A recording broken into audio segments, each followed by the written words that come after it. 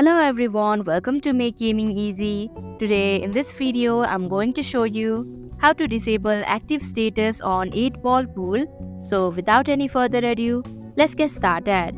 First of all, click on the settings icon in the bottom left corner.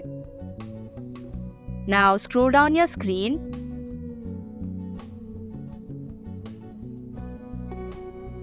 And here you can see Show My Online Status to Friends option. Now, in order to disable your active status, you'll just have to turn off the button of Show My Online Status to Friends option. And that is how you can disable active status on 8-ball pool. Thank you for watching Make Gaming Easy. I hope this video was helpful to you. If it was, hit the like button and comment down if you have any questions or feedback. Also, if you are new to our channel, subscribe and hit the bell icon so that you don't miss our upcoming videos.